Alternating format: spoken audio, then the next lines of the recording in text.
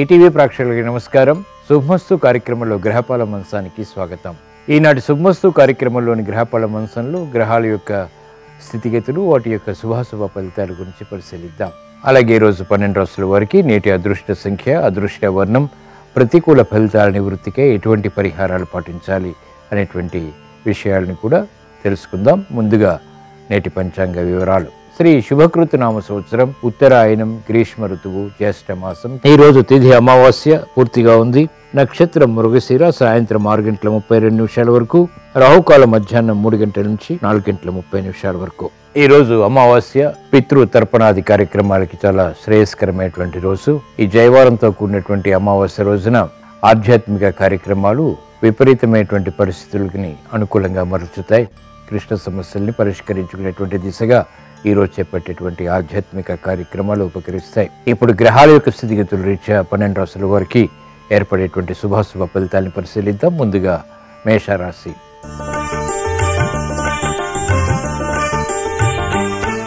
ఈరోజు మేషరాశి వారి ఫలితాలను పరిశీలించినట్లయితే భూ సంబంధిత వ్యవహారాలు కలిసి వస్తాయి.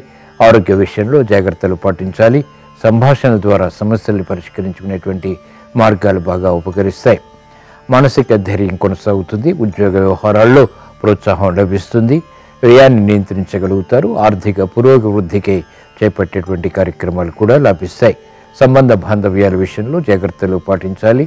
ఆరోగ్య విషయంలో కూడా జాగ్రత్తలు పాటించాలి. చేపట్టినటువంటి కార్యక్రమాలు రాజకీయ రంగం వారికి కలిసి వస్తాయి. ఉద్యోగస్తులు శుభ వార్తలు వింటారు. చేపట్టినటువంటి కార్యక్రమాలు క్రీడా రంగం వారికి కూడా లాభిస్తాయి. మహిళలకు ఆలోచన సంపత్తితో కూడిన నిర్ణయాల ద్వారా ఉత్తమ విజయాలు ప్రాప్తిస్తాయి. చేపట్టినటువంటి కార్యక్రమాలు సఖ్యతను పెంపొందింపచేసి తద్వారా కుటుంబ వృద్ధికై తోడ్పడతాయి. చేపట్టినటువంటి కార్యక్రమాలు క్రీడా రంగం వారికి కూడా లాభిస్తాయి. వ్యవసాయ రంగం వారికి అత్యంత అనుకూలం. స్థిరాస్తి రంగం వారికి ఆదాయాన్ని పెంపొందింపచేసుకునేటువంటి ఆలోచనలు, ప్రణాళికలు బాగా అనుకూలిస్తాయి. ఈరోజు మేషరాశి వారు ఇంకా మెరుగైనటువంటి ఫలితాలు సాధించడానికి చేపట్టినటువంటి కార్యక్రమాల్లో విజయాలు పొందటానికి శ్రీ ఆంజనేయ స్వామిని స్మరించడం, దర్శించడం, పూజించడం శ్రేయస్కరం. తద్వారా ఆరోగ్య రక్షణ చేకూరుతుంది. విపత్కర పరిస్థితులు దూరమవుతాయి. ఈరోజు మేషరాశి వారి అదృష్ట సంఖ్య 9. ఈరోజు మేషరాశి వారి అదృష్ట వర్ణం ఆకుపచ్చ.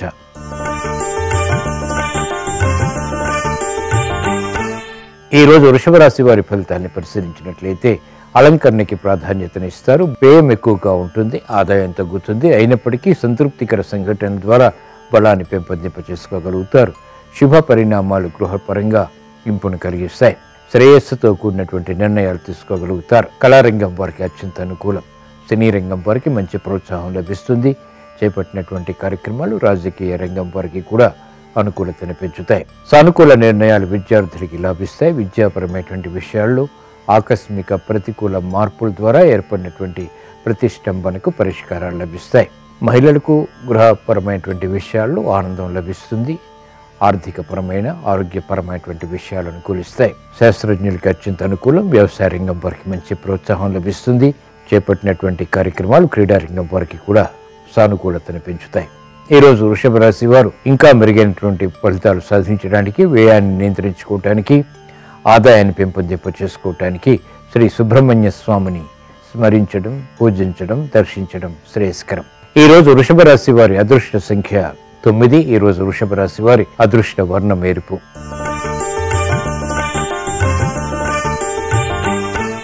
ఈరోజు మిథున రాశి వారి ఫలితాలని పరిశీలించినట్లయితే లాభదాయకమైనటువంటి కార్యక్రమాలు ఒక్కొక్కటిగా పూర్తి చేయగలుగుతారు.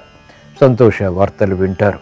శ్రమ అధికంగా ఉన్నప్పటికీ, ఆర్థిక విరోధాలు ఉన్నప్పటికీ, వైషమ్యాలు ఉన్నప్పటికీ స్వశక్తితో కూడినటువంటి కార్యాచరణ ద్వారా ప్రతిఘటించగలుగుతారు. సానుకూల పరిస్థితులు గృహపరంగా కూడా మహిళలకు కొనసాగుతాయి. విద్యార్థులకి ధీశక్తి పెరుగుతుంది. విద్యాపరమైనటువంటి విషయాలపై అవగాహన పెంపొందింపచేసుకునేటువంటి అవకాశాలు చేజిక్కించుకోగలుగుతారు. వ్యాపార రంగం వారికి అనుకూలత పెరుగుతుంది. ఆర్థిక విషయాలు మొదట వేధించినప్పటికీ తర్వాత అనుకూలిస్తాయి. వేగవంతమైనటువంటి నిర్ణయాలు వ్యవసాయ రంగం వారికి ఆర్థిక వృద్ధిని కలిగిస్తాయి. చేపట్టినటువంటి కార్యక్రమాలు కళారంగం వారికి, సినీ రంగం వారికి కూడా ప్రోత్సాహాన్ని పెంచుతాయి. శ్రమతో కూడిన విజయాలు ప్రాప్తిస్తాయి. రాజకీయ రంగం వారికి విముఖత ఏర్పడినప్పటికీ చేపట్టినటువంటి కార్యక్రమాన్ని పూర్తి చేయగలుగుతారు. న్యాయవాద వృత్తి వారికి కోర్టు సంబంధిత వ్యవహారాల్లో ప్రతికూల ప్రభావం ప్రబలమవుతుంది. ఈరోజు మిథున రాశి వారు ప్రతికూల ప్రభావాన్ని ఎదుర్కోవటానికి, సునాయాస విజయాలు సాధించడానికి మహాకాళి అమ్మవారిని దర్శించడం, స్మరించడం, పూజించడం శ్రేయస్కరం. ఈరోజు మిథున రాశి వారి అదృష్ట సంఖ్య 6. ఈరోజు మిథున రాశి వారి అదృష్ట వర్ణం ఎరుపు.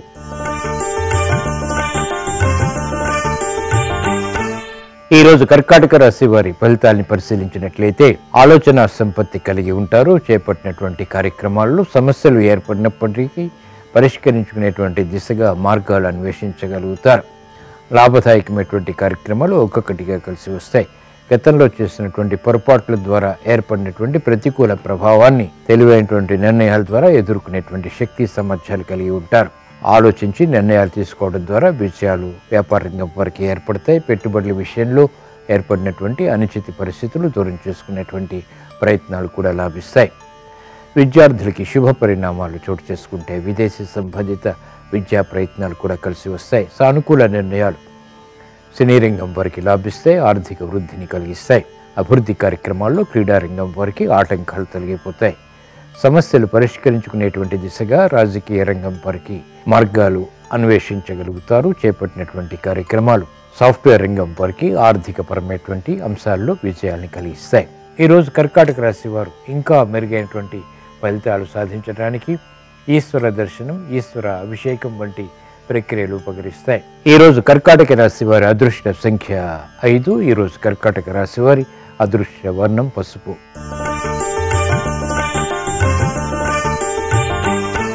ఈరోజు సింహరాశి వారి ఫలితాన్ని పరిశీలించినట్లయితే మానసిక వైషమ్యాలు ఉన్నప్పటికీ చేపట్టినటువంటి కార్యక్రమాలపై శ్రద్ధని కూడా కొనసాగించగలుగుతారు.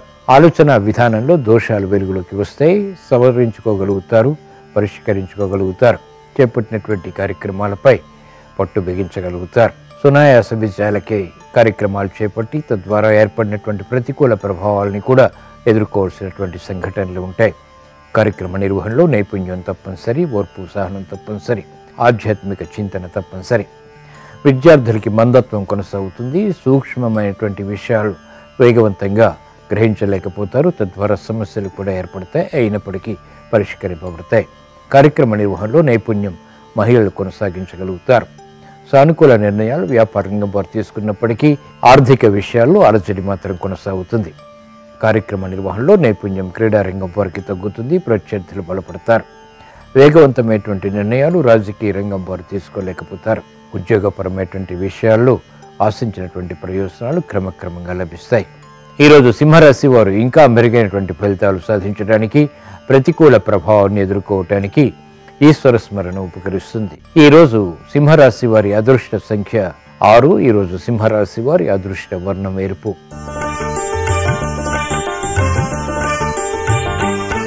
ఈరోజు కన్యారాశి వారి ఫలితాన్ని పరిశీలించినట్లయితే మానసిక ఒత్తిళ్లు తగ్గుతాయి. మానసిక ఉత్సాహం పెరుగుతుంది. ప్రతిబంధకాలు ఒక్కొక్కటిగా పూర్తి చేయగలుగుతారు. ప్రయాణాల విషయంలో జాగ్రత్తలు పాటించాలి. ఆకస్మిక పరిణామాలు ఉన్నప్పటికీ ఆశించినటువంటి ప్రయోజనాలు కూడా పొందగలుగుతారు. చేపట్టినటువంటి కార్యక్రమాల్లో విముఖత తగ్గుతుంది. శుభ పరిణామాల గృహంలో మహిళలకు చేకూరుతాయి. ఆర్థిక సంబంధిత లావాదేవీల విషయంలో రుణ ఆదాయం వ్యాపార రంగం వారు పెంపొందింప చేసుకోగలుగుతారు. క్రమశిక్షణ విద్యార్థులకి తగ్గినప్పటికీ ఉత్తమ విజయాలు కూడా ప్రాప్తిస్తాయి. శ్రమతో కూడినటువంటి విజయాలు సినీ రంగం వారికి ఏర్పడతాయి. కార్యక్రమ నిర్వహణలో నైపుణ్యం క్రీడారంగం వారికి తప్పనిసరి. శ్రద్ధతో చేపట్టినటువంటి కార్యక్రమాలు మాత్రమే విజయానికి దోహదపడతాయి. చేపట్టినటువంటి కార్యక్రమాలు రాజకీయ రంగం వారికి మొదట ప్రతికూలత, తర్వాత అనుకూలతని కలిగిస్తాయి. ఈరోజు కన్యా రాశి వారు ఇంకా మెరుగైనటువంటి ఫలితాలు సాధించడానికి, ప్రమాదాలు దూరం చేసుకోవటానికి శ్రీ ఆంజనేయ స్వామిని దర్శించడం, పూజించడం శ్రేయస్కరం. ఈరోజు కన్యారాశి వారి అదృష్ట సంఖ్య 5. ఈరోజు కన్యారాశి వారి అదృష్ట వర్ణం ఆకుపచ్చ.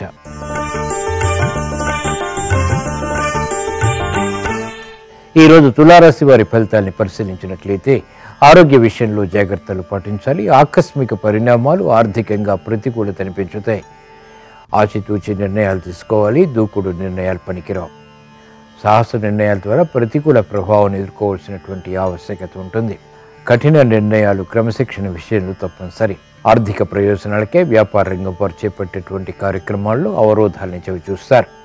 విద్యార్థులకి గట్టి శ్రద్ధ తప్పనిసరి. చేపట్టినటువంటి కార్యక్రమాల్లో ప్రతికూల ప్రభావాన్ని ఎదుర్కోవాల్సి వస్తుంది. మహిళలు ఆరోగ్య విషయంలో జాగ్రత్తలు పాటించాలి.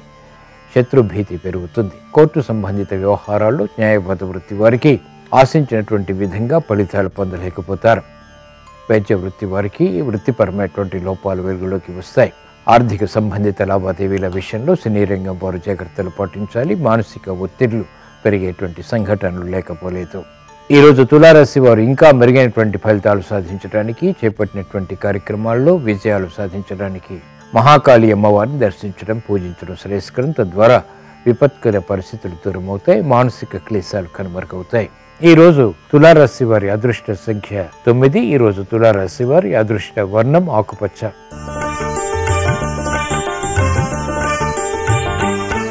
ఈరోజు వృశ్చిక రాశి వారి ఫలితాన్ని పరిశీలించినట్లయితే ధైర్యంతో కూడిన కార్యక్రమాలు ఒక్కొక్కటిగా పూర్తి చేయగలుగుతారు. మిత్రుల ద్వారా లబ్ధి చేకూరుతుంది.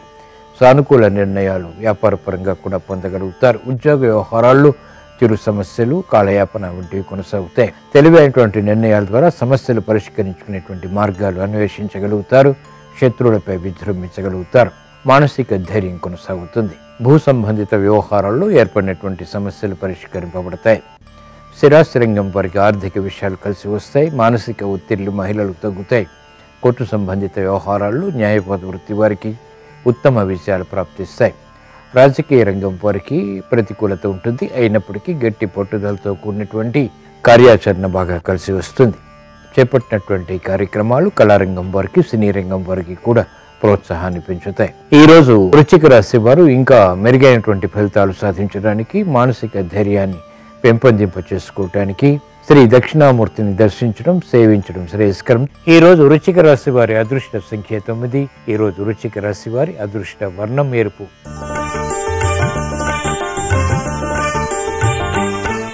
ఈరోజు ధనుస్సు రాశి వారి ఫలితాన్ని పరిశీలించినట్లయితే ఆదాయం పెంపొందింప చేసుకునేటువంటి మార్గాలు అన్వేషించగలుగుతారు. ప్రతిష్టంభన ఉన్నప్పటికీ, ప్రతికూలత ఉన్నప్పటికీ, మందత్వం కొనసాగుతున్నప్పటికీ చేపట్టినటువంటి కార్యక్రమాలపై ఆత్మవిశ్వాసాన్ని పెంపొందింప చేసుకోవాల్సినటువంటి ఆవశ్యకత ఉంటుంది. కార్యక్రమ నిర్వహణలో నైపుణ్యం మహిళలకు తప్పనిసరి. శ్రమతో కూడిన విజయాలు సాధించగలుగుతారు. విద్యార్థులకి కఠిన పరీక్షలు ఉంటాయి. చేపట్టినటువంటి కార్యక్రమాలపై ప్రోత్సాహాన్ని పెంపొందింప చేసుకోవాల్సినటువంటి ఆవశ్యకత ఉంటుంది. న్యాయవాద వృత్తి వారికి ప్రతికూల ప్రభావం పెరుగుతుంది. వైద్య వృత్తి వారికి అనుకూలత తగ్గుతుంది. ఆర్థిక సంబంధిత లావాదేవీలు వేధిస్తాయి. సానుకూల పరిస్థితులు క్రీడారంగం వారు పొందలేకపోతారు.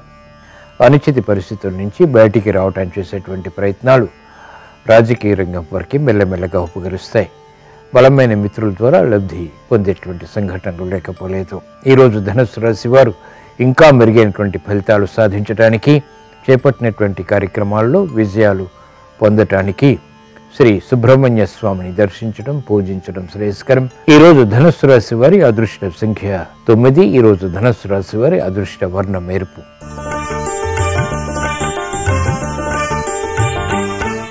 ఈరోజు మకర రాశి వారి ఫలితాన్ని పరిశీలించినట్లయితే శ్రమ అధికమవుతుంది.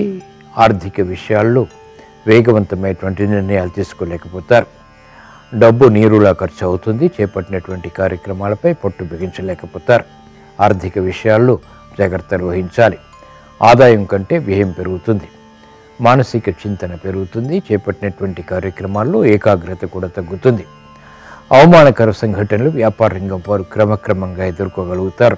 ఆశించినటువంటి ప్రయోజనాలు మహిళలు గృహపరంగా పొందలేకపోతారు. విద్యార్థులకి గట్టి కృషి తప్పనిసరి. వైద్య వృత్తి వారికి వృత్తిపరమైనటువంటి వ్యవహారాల్లో అపవాదులు ఎదురవుతాయి. చేపట్టినటువంటి కార్యక్రమాలు క్రీడారంగం వారు ఆశించినటువంటి విధంగా పూర్తి చేయలేకపోతారు.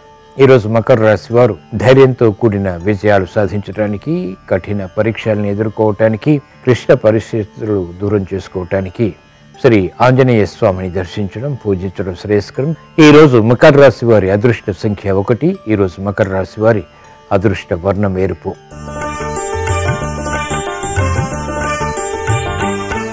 ఈరోజు కుంభరాశి వారి ఫలితాన్ని పరిశీలించినట్లయితే సమస్యలు వేగవంతంగా పరిష్కరింపబడతాయి. మానసిక ధైర్యం ఏర్పడుతుంది. చేపట్టినటువంటి కార్యక్రమాల్లో విజయాలు అవలీలగా సాధించగలుగుతారు. శ్రమ అధికంగా ఉన్నప్పటికీ ఆశించినటువంటి ప్రయోజనాలు వేగవంతంగా సత్ఫలితాలని కలిగిస్తాయి. కుటుంబ బాధ్యతలు పెరుగుతాయి. అయినప్పటికీ సక్రమ నిర్వహణ ద్వారా విజయాలు వేగవంతంగా ప్రాప్తిస్తాయి. సానుకూల నిర్ణయాలు వ్యాపార రంగం వారు తీసుకోగలుగుతారు. ఆర్థిక వృద్ధి చేకూరుతుంది. మానసిక ధైర్యం మహిళలకు పెరుగుతుంది. ఆత్మవిశ్వాసం పెరుగుతుంది. క్లిష్ట సమస్యలు పరిష్కరించుకునేటువంటి దిశగా మహిళలు కొనసాగించగలుగుతారు. ప్రయత్నాలు విజయవంతమవుతాయి. ఆర్థిక సంబంధిత లావాదేవీలు క్రీడారంగం వారికి లాభిస్తాయి. ఉత్తమ విజయాలు ప్రాప్తిస్తాయి. ఆశించినటువంటి ప్రయోజనాలు పొందగలుగుతారు. న్యాయవాద వృత్తి వారికి అత్యంత అనుకూలం. వ్యవసాయ రంగం వారికి ప్రోత్సాహం కొనసాగుతుంది. వృత్తిపరమైనటువంటి వ్యవహారాల్లో అవగాహనతో కూడిన విజయాలు ఆర్థిక వృద్ధి, బలాన్ని, ఆనందాన్ని పెంపొందింపచేస్తాయి. కార్యక్రమ నిర్వహణలో నైపుణ్యం కొనసాగించగలుగుతారు. సినీ రంగం వారికి ఆర్థిక విభేదాల ద్వారా ఏర్పడినటువంటి ప్రతికూలతకు పరిష్కారాలు లభిస్తాయి. కళారంగం వారికి మంచి అవకాశాలు లభిస్తాయి. ఈరోజు కుంభరాశి వారు ఇంకా మెరుగైనటువంటి ఫలితాలు సాధించడానికి, వేగవంతమైనటువంటి విజయాలు పొందటానికి ఈశ్వరారాధన, ఈశ్వర స్మరణ ఉపకరిస్తాయి. ఈరోజు కుంభరాశి వారి అదృష్ట సంఖ్య 1. ఈరోజు కుంభరాశి వారి అదృష్ట వర్ణం ఆకుపచ్చ.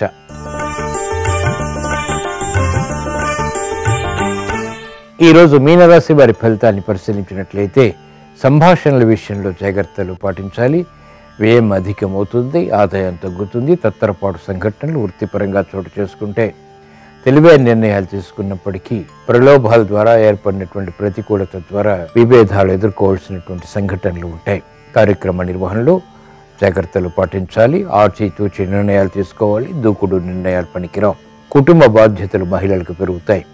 కుటుంబ వ్యవహారాల్లో మంచి వార్తలు ఉన్నప్పటికీ, బలాన్ని పెంపొందింపచేసుకున్నప్పటికీ విస్మయాలు కూడా చోటు చేసుకుంటాయి. కార్యక్రమ నిర్వహణలో వ్యాపార రంగం వారికి ఆర్థిక వ్యవహారాల్లో అలజడి ఉంటుంది. సాఫ్ట్వేర్ రంగం వారికి ఆర్థిక విషయాలు వేధిస్తాయి. సానుకూల నిర్ణయాలు సినీ రంగం వారు తీసుకోలేకపోతారు. ప్రతిష్టంభన కొనసాగుతుంది.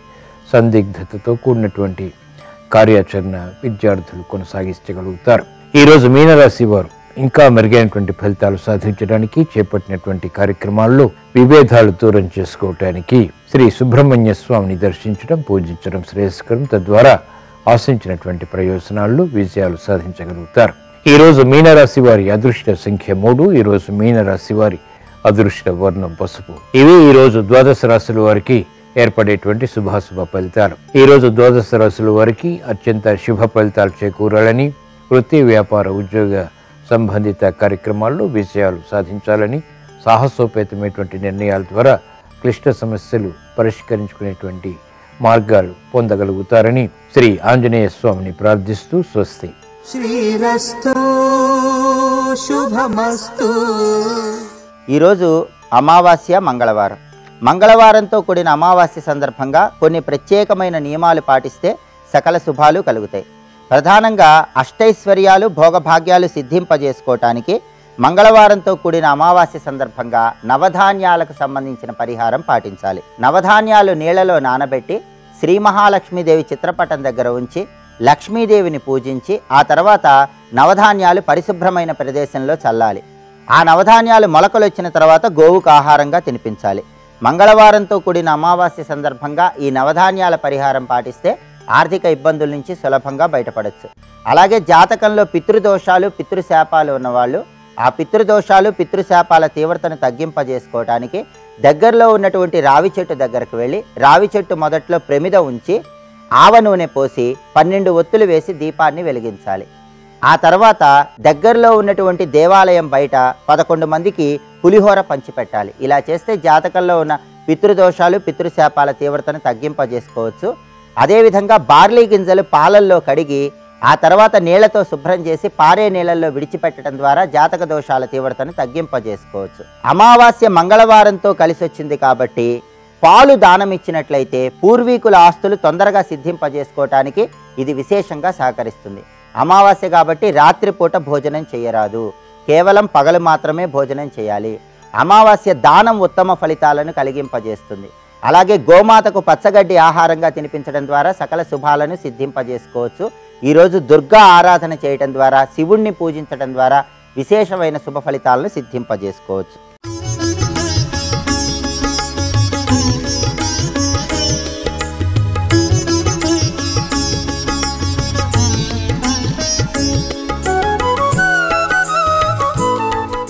శుభమస్తు కార్యక్రమంలో గృహబలం అంశానికి స్వాగతం. ఈ జీవితం సుసంపన్నతతో వెలుగొందడానికి మహాపురుషులు మనకు ప్రసాదించిన అద్భుత వరం యంత్రాలు. ఈ యంత్రాలు మనకున్నటువంటి దుష్కర్మలను పోగొట్టి వాస్తుశాస్త్రరీత్యా సంభవించేటువంటి అనేక రుగ్మతల్ని కూడాను తొలగించడానికి పనిచేస్తాయి.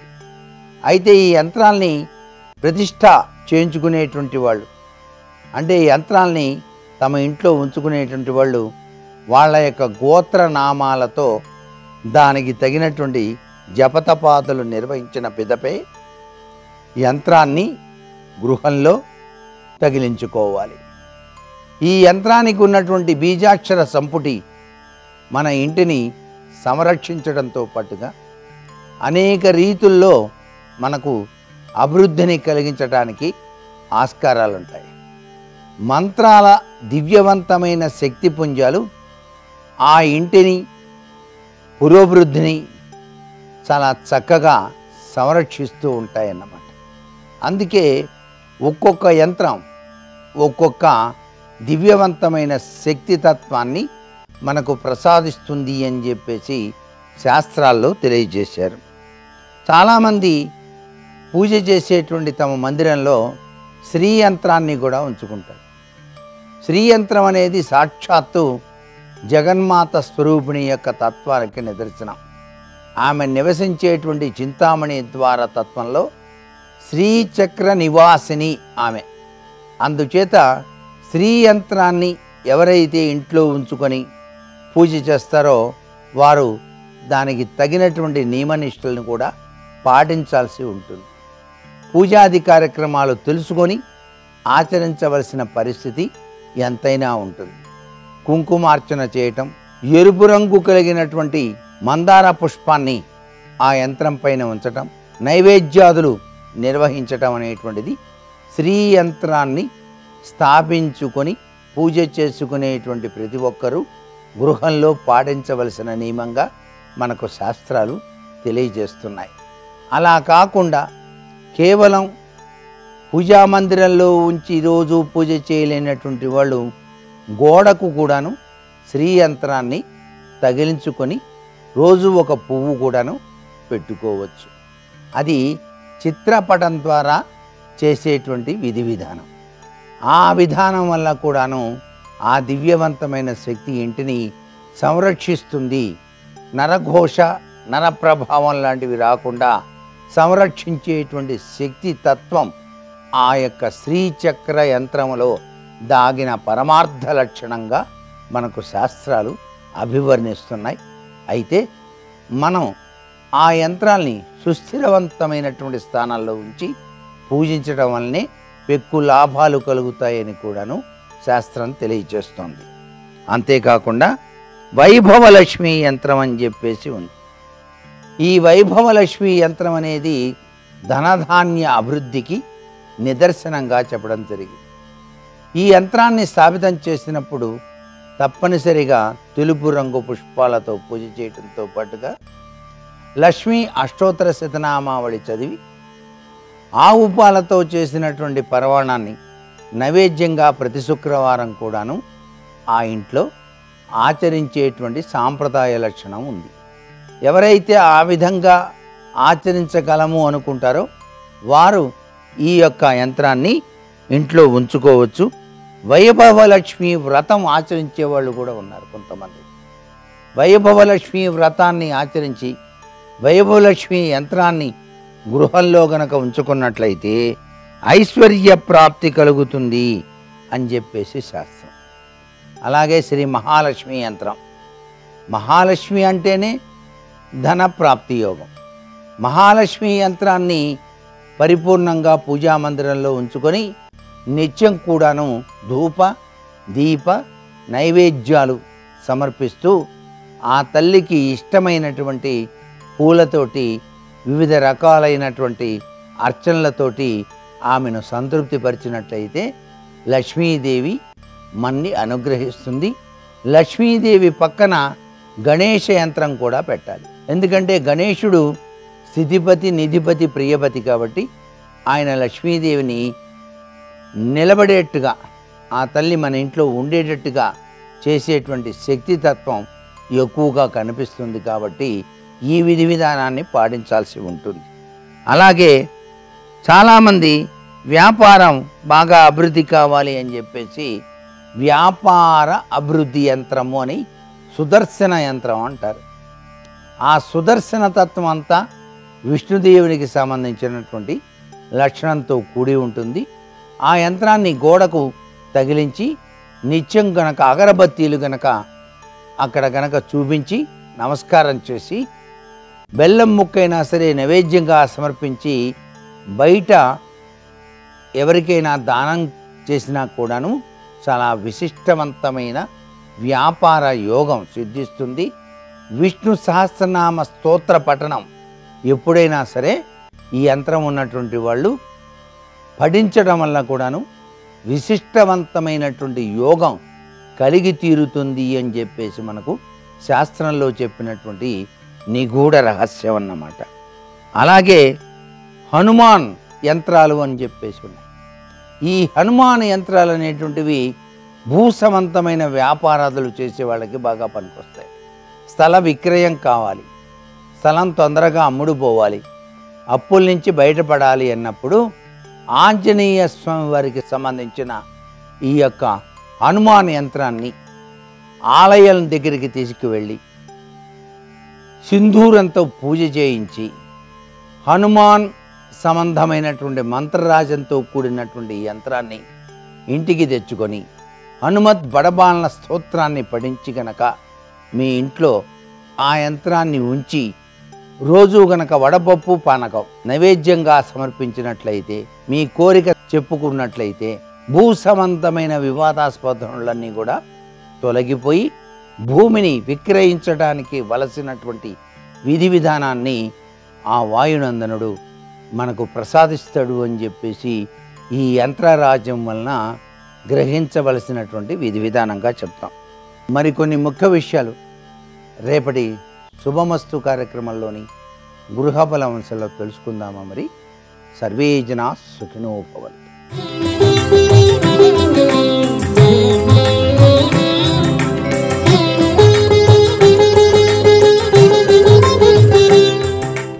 శుభోదయం. శుభమస్తు కార్యక్రమంలో శుభం లాభం అనే అంశానికి స్వాగతం. శుభం అంటూ రోజు ప్రారంభం చేస్తాం, లాభదాయకంగా పూర్తి చేస్తాం. ఉదయం లేచినది మొదలుగా రాత్రి శయనించే క్షణం వరకు అనేక వ్యాపకాలతో, వ్యవహారాలతో, రోజువారీ కార్యకలాపాలతో సతమతమయ్యేటటువంటి మనమంతా కూడా చివరకు నిద్రించే సమయంలో, నిద్రకు ఉపక్రమించేటటువంటి సమయంలో పాటించవలసిన విధులేమిటి? ఉదయం లేవగానే అరచేతులు చూసుకొని కరాగ్రే వసతే లక్ష్మీ, కర మధ్యే సరస్వతి, కరమూలేతు పార్వత్యా ప్రభాత కరదర్శనం. అరచేతులు చూసుకుంటాం. ఈ అరచేతులు వినియోగించి రోజంతా కూడా ఎన్నో కార్యకలాపాలు చక్కబెడుతూ ఉంటాం. ఎవరినైనా ఇలా కోపపడతాం, ఎవరి దగ్గర నుంచైనా ఏదైనా యాచించి తీసుకుంటాం, ఎవరికైనా ఏదైనా అందిస్తాం.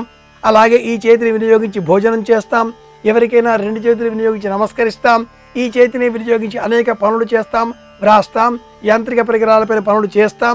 మొత్తం పైన వాహనాలు నడిపినా, భోజనం చేసినా, ఏం చేసినా ఈ చేతులతో సమస్తములైన పనులు చేసేటటువంటి మనం రోజువారీ కార్యకలాపాలన్నీ కూడా పూర్తి చేసుకున్న తదుపరి ఇక నిద్రకు ఉపక్రమించేటటువంటి సమయంలో ఈ రోజంతా కూడా గడిచిపోయింది. ఆ చివరన ఏం చెయ్యాలి?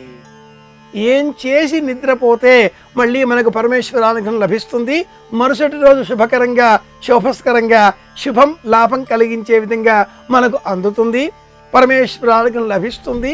ఇలాంటి ప్రశ్నలు వేసుకుంటే నిద్రించడానికి ఉపక్రమించేటటువంటి తరుణంలో చిట్ట చివరగా అనవలసిన పదం ఒక పరమ మంత్రం ఉంది. అది చిట్ట చివరి పదం. ఆ పదం అన్న తదుపరి ఇంకా ఆ తర్వాత ఏ విధమైనటువంటి మాట కూడా మన నోట రాకూడదు. అనేకుల గృహాలలో ఇల్లాలు, యజమాని ఆ సమయంలోనే ఈ రోజువారీ కార్యకలాపాలలో దొరికినటువంటి మాటలు, బంధువుల ఆగమనాలు, ఆర్థికపరమైన పెనుభారాలు, సమస్యలు, సమాధానాలు, పిల్లల చదువులు, వివాహాలు, ఉద్యోగాలు, గృహ సంబంధ వ్యవహారాలు సమస్తము చర్చలోకి వస్తాయి. మాట కాస్త అలా ముదిరి చిరుజల్లుగా తుఫానుగా మారేటటువంటి సందర్భాలు కూడా మనం చూస్తూ ఉంటాం. అలాంటి సందర్భాలు ఘటించేటటువంటి తరుణంలో ఈ మంత్రం మనం వినియోగిస్తే ఆ తదుపరి ఇంకా ఏ మాట కూడా మన నోట రాకూడదు. ఆ మంత్రం కృష్ణార్పణమస్తు, శ్రీకృష్ణార్పణమస్తు అన్న తదుపరి ఇక మన నోట మరొక మాట రాకూడదు. నిద్రకు ఉపక్రమించే కంటే పూర్వం మనం అనేకులను స్మరించుకోవాలి, దేవతాస్మరణ చెయ్యాలి. గరుత్మంతుల వారిని, ఆంజనేయుల వారిని, రామస్కందం, హనుమంతం, వైనతేయం మృకోదరం శేనేచ స్మరే నిత్యం దుస్వప్నం తస్య నశ్యతి అంటుంది సంప్రదాయం. రాముడిని, కుమారస్వామిని, ఈ దేవతా స్వరూపాలను జ్ఞాపకం తెచ్చుకుంటే వీరి చేతిలో ఎప్పుడూ కూడా ఒక ఆయుధం ఉంటుంది. రామచంద్రమూర్తిని కోదండ లేకుండా చూడగలమా? ఆయన ఎప్పుడూ కూడా కోదండధారి, చేతిలో ధనుర్ధారి, ధనుస్సు పట్టుకునే ఉంటాడు. వనవాస రాముడైనా, పట్టాభిషేక రాముడైనా, అయోధ్య రాముడైనా ఎక్కడ చూసినా ఆయన చేతిలో కోదండం ఉంటుంది. ఆ కోదండం మనకు రక్ష. అలాగే దేవతల సేనాధిపతి స్కందుడు కుమారస్వామి మనకు రక్ష. హనుమంతం, ఎక్కడ ఆంజనేయ స్వామి వారి స్మరణ ఉంటుందో అక్కడ రాక్షస శక్తులకు అవకాశం లేదు. వైనతేయం అంటే గరుత్మంతుల వారు, ఎక్కడ గరుత్మంతుడు ఉంటాడో అక్కడ అమృత భాండం ఉంటుంది, శ్రీ విష్ణువుల వారి యొక్క అనుగ్రహం ఉంటుంది. అలాగే ఆయుర్దాయము, ఆరోగ్యము, మనోభీష్టములు సమస్తము కూడా నెరవేర్చేటటువంటి పరమదైవం గరుత్మంత స్వరూపంగా మనం భావన చేసి ఈ క్రమంలో సంప్రదాయం అందించిన అత్యద్భుతమైనటువంటి శ్లోకం ఇది. వృకోదరం, భీముడు, అతడి చేతిలో కూడా గద ఉంటుంది. ఈ దేవతలందరూ కూడా ఆయుధాలు ధరించి మనలను కాపాడేటటువంటి వారిగా సంప్రదాయం గుర్తించింది. వీరిని మనం తలుచుకొని శయనేచ, నిద్రకు ఉపక్రమించకంటే పూర్వం స్మరే నిత్యం, స్మరిస్తే చాలు దుస్వప్నం, ఏ విధమైనటువంటి చెడ్డ కలలు కూడా వారికి రావు. తస్య నశ్యతి, ప్రశాంతమైన నిద్ర లభిస్తుంది అని మనకు సంప్రదాయం తెలియజేస్తుంది.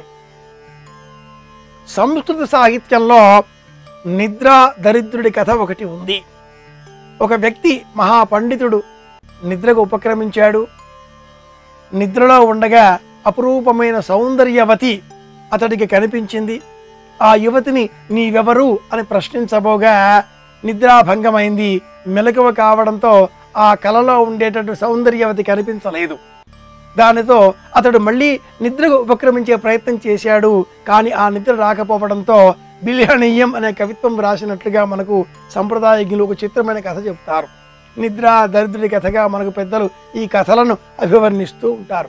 ఈనాటి కాలంలో అనేకులు చరవాణికి బానిసలై, దురభ్యాసాలకు లోనై, సకాలంలో నిద్రించక, నిద్ర వేళలను అధిగమించి అనేక దుర్వ్యసనాల కారణంగా రోగాల బారిన పడి ఇబ్బందుల పాలవుతున్నారు.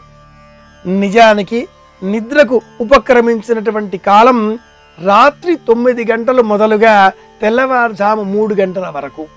ఈ 6 గంటల కాలం నిద్రకు సంబంధించిన కాలం. 9 నుంచి 3 వరకు ఈ మధ్యకాలంలోనే నిద్రించాలి. 3 గంటల నుంచి 4 గంటల వరకు ఉండేటటువంటి కాలం పంచ ఉషకాల, బ్రాహ్మీ ముహూర్తానికి సంబంధించిన కాలం. 3 గంటల నుంచి 4 గంటల కాలంలో మనం ఏది చదివినా కూడా, ఏది విన్నా కూడా, ఏది ఆలోచించినా కూడా అది ఖచ్చితంగా మన మనస్సులో శాశ్వతమైనటువంటి స్థిరత్వాన్ని పొందుతుంది. కనుకనే పూర్వం ప్రాచీనులు తెల్లవారుజామున చదువుకోవాలి అనేటటువంటి వారు. ఆ చదివేటటువంటి కాలం 3 గంటల నుంచి 4 గంటల వరకు. తదుపరి 4 నుంచి 5 వరకు ఉండేటటువంటి కాలానికి ఉషకాలము అని పేరు. బ్రాహ్మీ ముహూర్తము, ఉషకాలము, ఆ తదుపరి సూర్యోదయ ప్రస్థాన కాలము 5 నుంచి 6 వరకు. 6 గంటల నుంచి 6:05, 6:07, 6:08 ఋతుకాల ధర్మాలకు అనుకూలంగా సూర్యోదయం మనకు కనిపిస్తూ ఉంటుంది. సూర్యోదయం కాకంటే పూర్వమే సూర్యుని రథసారథి అయినటువంటి అనూరుడు కాళ్ళు కూడా లేవు అతగాడికి. కానీ ఆ 7 గుర్రాల సూర్యుడిని, రథాన్ని మన ముందు తీసుకురాగల ఆ పనులలో కృతకృత్యుడవుతున్నాడు.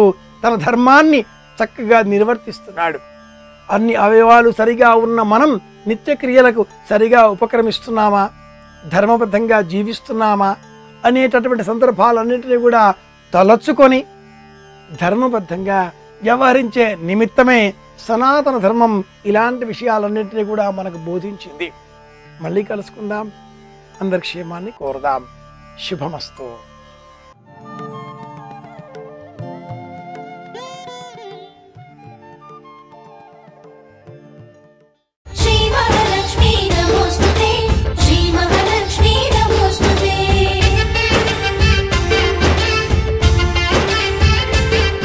విష్ణువక్షస్థల స్థితాయై నమః.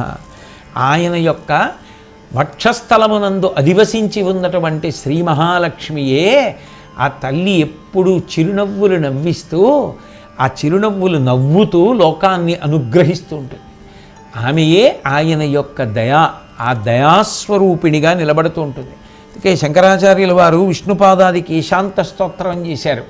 అందులో ఆయన విష్ణువక్షస్థలమును అధివసించినటువంటి లక్ష్మీ స్వరూపాన్ని వర్ణిస్తూ వాగ్భూ గౌర్యాదిభేదైర్విదురిహమునయోయాం యదీయైశ్చ పుంసాం కారుణ్యార్ధ్రై కటాక్షై సకృదపి పతితైః సంపదస్యు సమగ్రాః కుందేందు స్వచ్ఛమందస్మితమధురముఖాంబోరుహాం సుందరాంగీం వందే వంద్యామశేషైరపి మురభిదురో మందిరామిందిరాం తాం అంటారు. ఆ లక్ష్మీదేవి మల్లెపువ్వు ఎలా ఉంటుందో అటువంటి చిన్న చిరునవ్వు నవ్వుతూ, చంద్రకాంతి ఎలా ఉంటుందో అటువంటి కాంతితో కూడుకున్నటువంటి చిరునవ్వు నవ్వుతూ లోకాన్నంతటినీ కూడా అనుగ్రహిస్తూ, అన్ని తప్పులు చేసినా కోపం అన్నది కనపడకుండా ఆ తల్లి అలా నిలబడగలిగింది అంటే అదే ఆమె యొక్క ప్రసన్నత్వమే, ఆమె యొక్క ఆర్ద్రతయే, లోకాన్ని అనుగ్రహించాలన్న ఆ తాపత్రయమే ఆయన యొక్క దయాస్వరూపమై నిలబడింది. అందుకని ఇప్పుడు ఆవిడ విష్ణు వక్షస్థలమునందున్నది అంటే ఆయన ఏదో గుండెల్లో కట్టు కూర్చుంటాడని కాదు, ఆయన యొక్క దయగా ఆమెయే ఉన్నది. ఉన్న కారణం చేత ఆయన ఎంత కిందకి దిగిపోవచ్చో అంత కిందకి దిగిపోయి అనుగ్రహించడం వినా వేరొకటి చెయ్యట్లేదు. అసలు ఆ దయకి హద్దు ఉందా, అర్థం ఉందా? కొన్ని చదువుతుంటే చాలా ఆశ్చర్యం వేస్తుంది, ఏమిటి ఇంత దయ అని. లోకంలో భగవంతుణ్ణి భక్తులు బ్రతిమాలుకోవడం వింటాం, కానీ నిజానికి జనులందరినీ భగవంతుడు బ్రతిమాలుకున్నాడు. నన్ను నమ్మండ్రా నేను కాపాడతాన్రా, నన్ను నమ్మండ్రా నేను కాపాడతాన్రా అని. అది ఎక్కడైనా ఉంటుందా ఆ లోకంలో? ఒకప్పుడు కృష్ణుడు చెప్పాడని ఇంద్రుడికి యాగం మానేసి గోవర్ధనానికి యాగం చేశారు. యాగం చేస్తే కోపం వచ్చినటువంటి ఇంద్రుడు వెంటనే ఈ కృష్ణ భగవానుడికి సంబంధించినటువంటి ఆవులని, ఎద్దుల్ని, ఆయన బంధువుల్ని, స్నేహితుల్ని అందరినీ బాధ పెట్టమని మేఘములను పంపించాడు. పెరుగుల్ నీతులు త్రావి క్రొవ్వి భువి నాభీరుల్ మదాభీరులై గిరిసంఘాత కఠోరపత్ర తలన క్రీడా సమారంభ దుర్భరదంభోళిధరున్ పురంధరునను పాటించి పూజింపక గిరికిన్ పూజలు చేసిపోయిరిదిపో కృష్ణుండు ప్రేరేపగన్. నేనిచ్చిన ఐశ్వర్యంతో పెరుగు నెయ్యి త్రావి వాళ్ళు ఇవాళ నాకు సంబంధించినటువంటి ఈ యజ్ఞాన్ని మానేసి గోవర్ధనగిరికి చేస్తారా? ఉజ్జత్ సంపదనం మీ నంద తనయోద్యోగంబునన్ వెర్రులై మధ్యాగంబు విసర్జనీయమనిరీమర్చుల్ వడిన్మీరు మీ విద్యుద్వల్లులు గప్పి తాడనములను వేధించి గోవుల్ జనుల్ సద్యో మృత్యువు పొందరాల్కురియుడు ఈ శౌర్యం వార్యంబుగన్ అన్నాడు మేఘాల్ని. మీరు వెంటనే వెళ్ళి భయంకరమైన వర్షం, ఉరుములు, మెరుపులు, పిడుగులతో అందరినీ చంపేసేయండి, ఆవుల్ని దూడల్ని కూడా విడిచిపెట్టకండి అన్నాడు. వచ్చి బ్రహ్మాండమైన వర్షం పడిపోతోంది. పిడుగులు, ఉరుములు, మెరుపులు, ఎద్దులకి కళ్ళు కనపట్టలేదు. అందరూ ఇళ్ళు విడిచిపెట్టి వీధిలో ఉన్నారు, గోవర్ధనానికి గిరి ప్రదక్షిణం చేస్తున్నారు. అప్పుడు పరిగెత్తుకుంటూ అందరూ వెళ్ళి కృష్ణుడిని అడిగారు, ఈ విరుములు, ఈ మెరుపులు, ఈ యశనుల ఘోషములను, ఈ జలధారలు నీయాన మున్నిరుంగము కుయాళింపకదయ్య గుణరత్ననిధి. ఈ విరుములు, ఈ మెరుపులు, ఈ పిడుగులు, ఇటువంటి వర్షాలు, ఏనుగు తొండల్లా కురిసిపోతున్నటువంటి ఈ ధార మేము ఎప్పుడూ చూడలేదు, రక్షించు కృష్ణ అని వాళ్ళు కృష్ణుడి దగ్గరికి వెళ్ళారు. ఆయన నేను ఎక్కడికో మిమ్మల్ని తీసుకెడతానని లేదు, బాలుండాడుచునా తపత్రమని సంభావించి పూగొత్తి కెంగీలం దాల్చిన లీలలేనగవుతో కృష్ణుండు తానం మహాశైలమ్మున్ వలకేల దాల్చి విపుల ఛత్రమ్ము కాపట్టే తద్భీలాభృత్యుత దుశ్శిలాచకిత గోపీ గోపగోపంక్తికిన్ హరిదోర్దండముగామ గొబ్బ శిఖరం బాళంబి ముక్తావళుల్ పరగంజారెడితోయ బిందువులు గోపాలంగనాపాంగహ సరతుల్ రత్నచయంబుగాగా అచల ఛత్రమ్ము శోభిల్య తద్గిరిబి దుర్మద భంజియై జలధిరాక్లిన్న ప్రజారంజియై అన్నారు పోతన గారు. ఆడుకుంటూ ఆడుకుంటూ ఓ పిల్లవాడు పరిగెడుతూ అక్కడే మొక్కకున్నటువంటి పూలగుత్తుని తెంచి చేత్తో పట్టుకుని పైకెత్తి హేళగా పట్టినట్టు ఆ గోవర్ధనగిరిని పెళ్ళగించి కుడి చేతితో ఎత్తి పట్టుకుని ఆ పట్టుకున్నప్పుడు దానికి ఆ గొడుగుకు ఉండేటటువంటి కర్రలా తన భుజాదండాన్ని నిలబెట్టి ఆ పైన ఉన్న శిఖరం గొబ్బైతే ఆ పడుతున్నటువంటి వర్షధారలు అన్ని వైపుల నుంచి పడుతుంటే ముత్యాల జాలైతే ఆ కింద నిలబడినటువంటి కాంతల యొక్క కన్నుల వెంట వస్తున్నటువంటి మెరుపులన్నీ కూడా రత్నాల యొక్క జ్యుతి అయితే 7 రాత్రులు 7 పగళ్ళు కొండనెత్తి పట్టుకోవడానికి కాపాడడానికి ఆయన సిద్ధపడితే అప్పటికి ఇంద్రుడికి బుద్ధొచ్చి వాన తగ్గిస్తాడు. పైగా బ్రతకడానికి 7 రోజుల కన్నా లేవు, ఎన్నేళ్ళు బతికినా 7 రోజే, ఎప్పుడు చచ్చిపోయినా 7 రోజుల్లో ఒక రోజే చచ్చిపోవాలి. ఆది సోమ మంగ బుధ గురు శుక్ర శని 7 రోజులు తప్ప ఇంకో రోజు ఉండదు. ఎన్నాళ్ళు బతికినా 7 రోజులే, ఏ రోజు చచ్చిపోయినా 7 రోజుల్లోనే చచ్చిపోవాలి. ఆయన్ని నమ్మిన వాళ్ళని ఇప్పుడూ కాపాడతాడనడానికి 7 రాత్రులు 7 పగళ్ళు కొండెత్తి పట్టుకుంటే అందరూ కొండ కిందకు వస్తే కొంతమంది మాత్రం బయట ఉంటే ఈ వడగళ్ళు అవి తగులుతాయి, కాళ్ళు విరుగుతాయి, చేతులు విరుగుతాయి తప్ప లోపలికి వెడితే పిల్లాడు కొండ వదిలేస్తే ఎందుకో పనికిరామని వెళ్ళడం మానేసి బయట నిలబడితే ఆయన వాళ్ళని బ్రతిమాలుకున్నాడు. బాలుండీతడు కొండదొడ్డది మహాభారంబు సైరింపగా జాలండోజని దీని కింద నిలువంచింతింపగా బోలదు ఈ శైలాంబో నిధి జంతు సంయుత ధరాచక్రంబు పైపడ్డ నాకేలల్లాడదు బంధులార నిరుడీ క్రిందన్ ప్రమోదంబునన్. తనని నమ్మకుండా బయట నిలబడిపోయిన వాళ్ళని బంధులారా అని పిలిచాడు. ఓ బంధువులారా, నన్ను నమ్మండి, సమస్త బ్రహ్మాండములు వచ్చి పడిపోయినా సరే ఈ గోవర్ధనగిరి కింద పడదు, చేరండి దీని కింద, నేను కాపాడతానని ప్రతిజ్ఞ చేశాడు. అందుకే గోవిందా అంటే చాలు ఉలిక్కి పడతాట. ప్రతిజ్ఞ చేసి కొండనెత్తి పట్టుకున్నాడు. అటువంటి విశేషమైనటువంటి కారుణ్యం. ఇక అసలు ఆ కారుణ్యానికి హద్దు ఎక్కడుంది? అందుకే అంత కారుణ్యం ఎవరు అంటే అది రాశీభూతమైతే అదే లక్ష్మీదేవి. ఆయన యొక్క దయ ఒక రూపాన్ని పొంది పేరు పెడితే అది లక్ష్మి. అందుకే వేదాంత దేశికులని మహాపురుషులు వారు దయాశతకము, అమ్మవారిని ఇంకా ఆయన లక్ష్మీ శతకము అనలేదు, ఆ లక్ష్మీదేవి దయయే అని ఆయన దయాశతకము అని పేరు పెట్టి అమ్మవారితో మాట్లాడుతున్నట్లుగా కొన్ని శ్లోకాలు, అద్భుతమైన శ్లోకాలు చేశారు మహానుభావుడు. అందులో వేదాంత దేశికులు ఒక మాట అంటారు, అహమస్యపరాధ చక్రవర్తి కరుణే త్వంచ గుణేషు సార్వభౌమి విదుషీ స్థితిమీదృశీం స్వయం మాం వృషశైలేశ్వర పదసాత్కురుత్వం అంటారు. లోకంలో మాట్లాడుకునేటప్పుడు సమానమైన వారు మాట్లాడుకోవాలి. నువ్వు చక్రవర్తినివి, అఖిలాండకోటి బ్రహ్మాండ నాయికవి, నేను కూడా చక్రవర్తినే అమ్మా, అందుకని మన ఇద్దరం మాట్లాడుకోవచ్చు. ఏమిటో తెలుసా, నేను దేనికో తెలుసా చక్రవర్తిని? అహమస్యపరాధ చక్రవర్తి, తప్పులు చేయడంలో నాకన్నా గొప్పవాడు లేడు, అందుకే అపరాధములు చేయడంలో నేను చక్రవర్తిని. నువ్వో కరుణే, ఓ దయాస్వరూపిణి, త్వంచ గుణేషు సార్వభౌమి, ఉత్తములైనటువంటి గుణముల యందు నువ్వు చక్రవర్తినివి. విదుషి, గొప్ప బుద్ధి కలిగిన దానా, స్థితి మీదృశీం, నీకు తెలియనిదా తల్లి? ఇలాగే ఉంటుంది పరిస్థితి. అపరాధములన్నీ నావి, గుణములన్నీ నీవి. ఇందులో నీ చక్రవర్తిని, అందులో నువ్వు చక్రవర్తినివి. తల్లి, మాం వృషశైలేశ్వర పాదసాత్కురుత్వం, నేను వృషశైలేశ్వరుడైనటువంటి శ్రీవేంకటేశ్వరుడి యొక్క పాదములు చేరుకోవడానికి నా తప్పులు కడిగి నన్ను అనుగ్రహించమ్మా. వాత్సల్యస్వరూపిణివి కదా, అందుకని నా దోషములు తొలగించి నన్ను శ్రీవేంకటేశ్వరుడి పాదముల దగ్గర చేర్చమ్మా అంటారు. అంత దయ కలిగినటువంటి తల్లి, అంత దయ కలిగినటువంటి తల్లి కాబట్టే పరమేశ్వరుడి యొక్క లీలలు చిత్ర విచిత్రములై ఉంటాయి. ఆ కారుణ్యము హద్దులేనిదై ఉంటుంది. సౌభాగ్య లక్ష్మీ రావమ్మ అమ్మా, సౌభాగ్య లక్ష్మీ రావమ్మ.